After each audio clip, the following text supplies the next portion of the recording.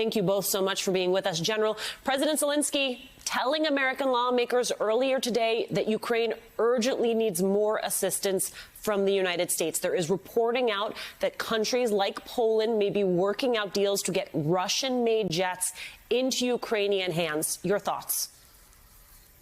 Well, we put several $billion worth of equipment into their hands over the last several years. Fortunately, the Polish border and maybe the Hungarian border are still open to smart munitions, Stinger, Javelin, possibly armed drones. I think the aircraft is not going to be significant. You know, we get 20, 30, 40 old MiGs in there. Their air bases are under attack. This is a ground invasion, 200,000 troops. The Ukrainians are fighting bravely. What they really want is an air cap that turns into a ground attack force.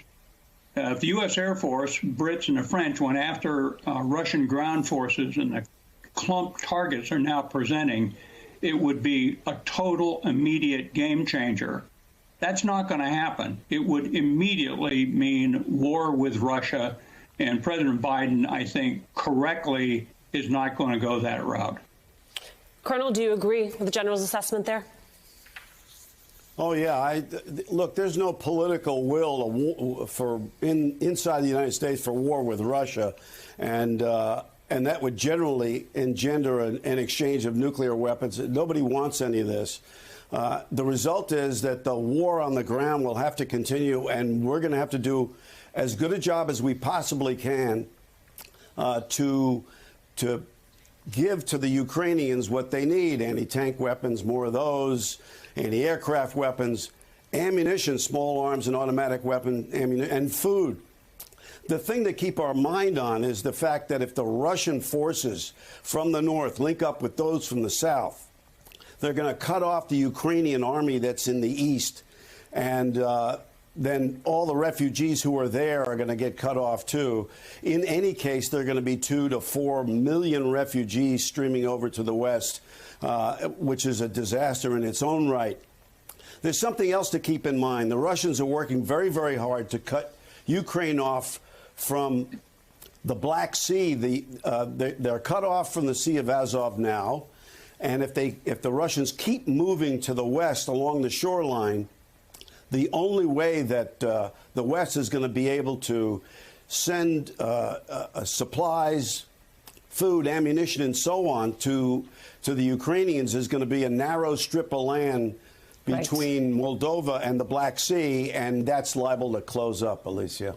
I mean, General, I just like you. Can we bring back up the map? Because I want our viewers to be able to see what it is that we're talking about, right? We've been talking about the army in the north meeting the army in the south.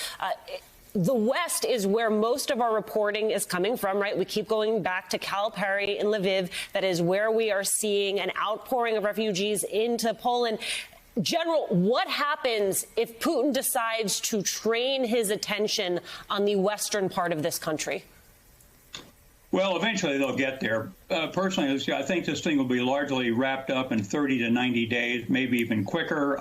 The actual point of decision will be this giant city of Kyiv. 3 million people, most of them civilians now, huddled in basements. They're getting hungry. They're going to flip off the electrical grid, turn off the water. The Russians will be firing thousands of artillery rounds a day, not 30 or 40 cruise missiles and ballistic missiles.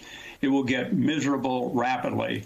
Those Ukrainian soldiers will have all the advantages if they fight block by block, but it would be devastating on the civil population. So it's not clear to me that at some point President Zelensky doesn't say, let's withdraw to the west or declare it an open city. Colonel Jacobs, you have been involved in urban combat, the exact type of combat that the general was detailing there. What can people in Ukrainian cities expect in the coming days and weeks?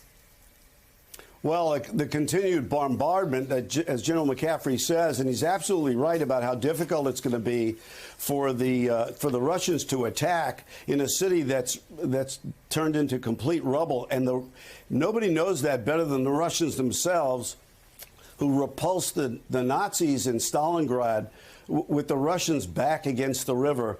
And one of the reasons the Russians were successful in defeating the Nazis in Stalingrad was because the city had been turned into rubble. It's really hard to attack in a situation like that. But he's also, it's heartbreaking to watch what's taking place inside Ukraine with its citizens, and it's going to be more difficult to watch in the weeks to come, Alicia. Heartbreaking indeed. Colonel Jack Jacobs, General Barry McCaffrey, thank you both so much for being with us.